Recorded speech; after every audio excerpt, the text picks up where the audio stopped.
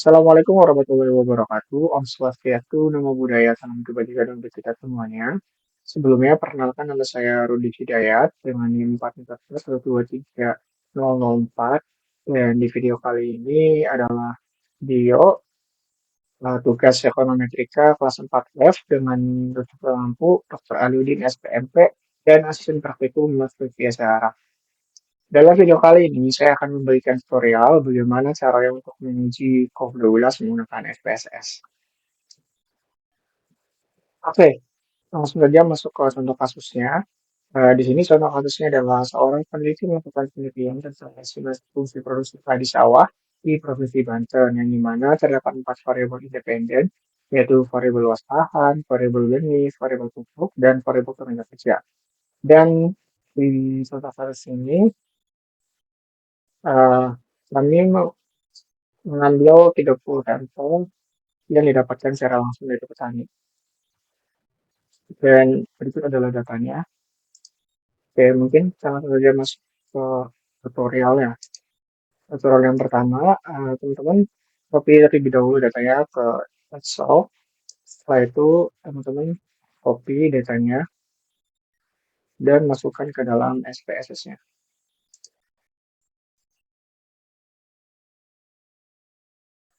Setelah itu, teman-teman masuk ke variable view dan berikan nama sesuai dengan variable ya.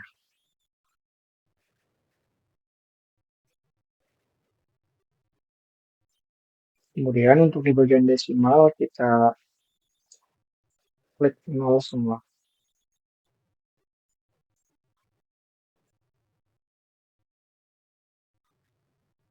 Setelah itu, berikan label sesuai dengan nama variable ya. Di dalam contoh kasus ini kan untuk V-nya sendiri itu adalah provinsi tadi.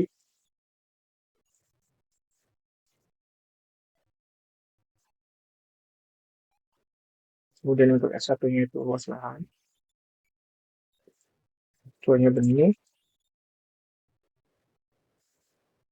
V-nya pupuk, dan tenaga. Lalu selanjutnya di bagian measure, ini kita klik scale semuanya. Setelah datanya seperti ini, kita masuk ke data view. Nah, datanya di sini sudah berubah ya teman-teman. Selanjutnya, sebelum kita menguji COP12 menggunakan regresi, langkah yang harus kita lakukan adalah mentransformasikan data ini menjadi ke dalam bentuk logaritma. Adapun caranya yang pertama teman-teman klik transform, terus compute variable. Nah, di sini teman-teman berikan nama datanya. Kalau saya di sini lebih ada. Kemudian teman-teman pencet all pada version group dan cari learn. Klik 2 kali dan akan muncul seperti ini. Kemudian untuk tanda tangannya, teman-teman masukkan variabelnya.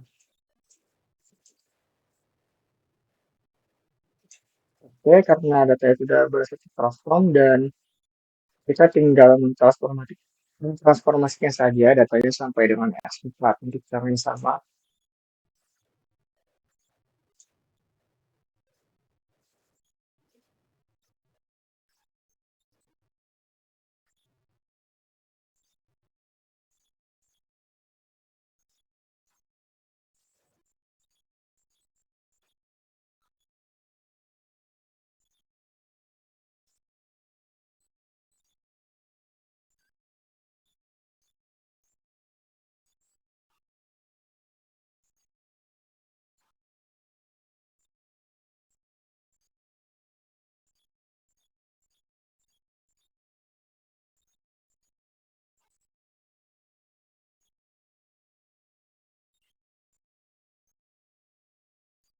Oke, setelah datanya sudah tertransformasinya semua, langkah selanjutnya adalah teman-teman klik analyze, setelah itu klik regression, linear, dan masukkan data yang sudah ditransformasikan sesuai dengan variabelnya.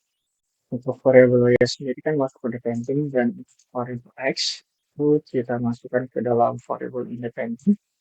Kemudian teman-teman klik statistik, terus klik Binglosson, continue, dan klik plots Setelah itu untuk setback kita masukin ke X dan spacing kita masukkan ke Y.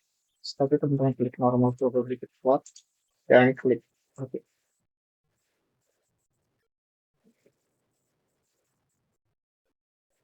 Nah, setelah itu datanya akan muncul seperti ini outputnya. Kemudian kita masuk ke dalam interpretasinya.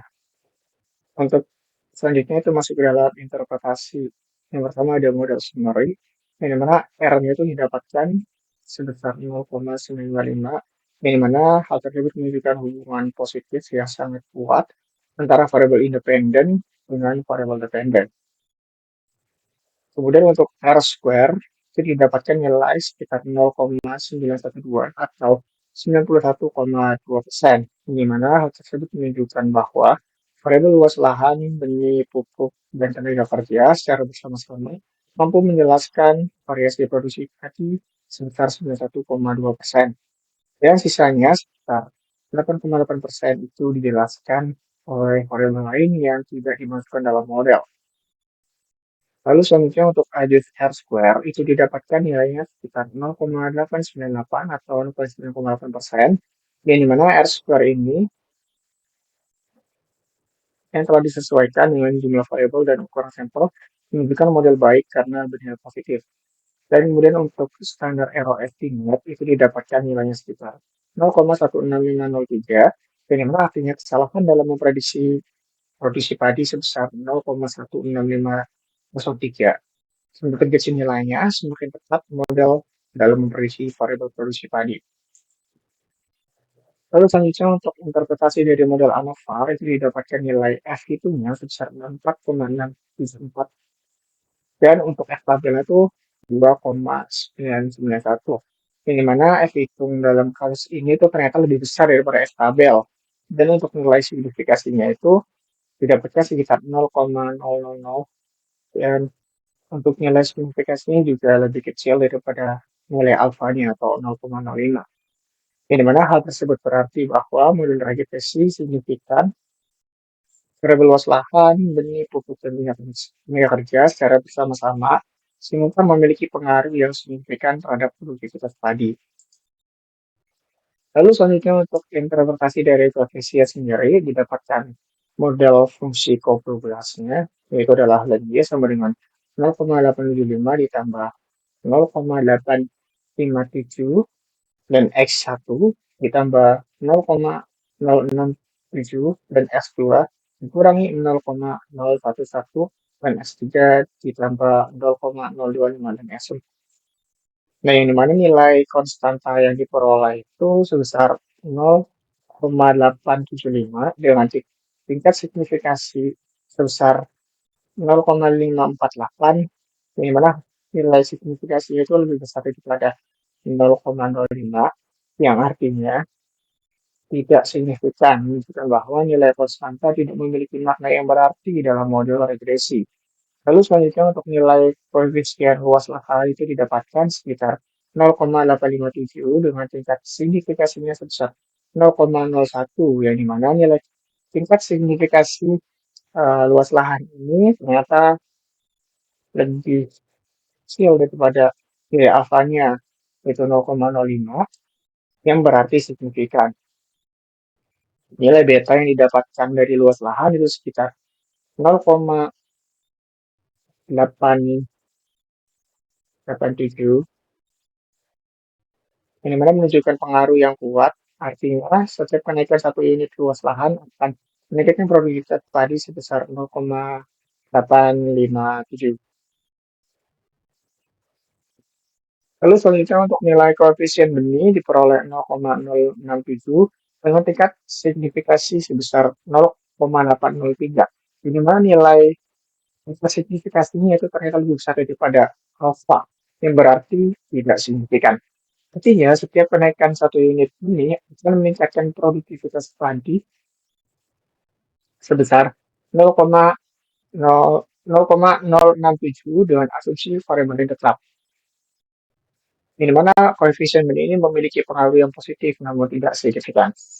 Selanjutnya untuk nilai koefisien pupuk itu diperoleh minus 0,011 dengan tingkat signifikasi sebesar 0,969, di mana nilai tingkat signifikasinya itu ternyata lebih besar daripada alfanya yang berarti tidak signifikan.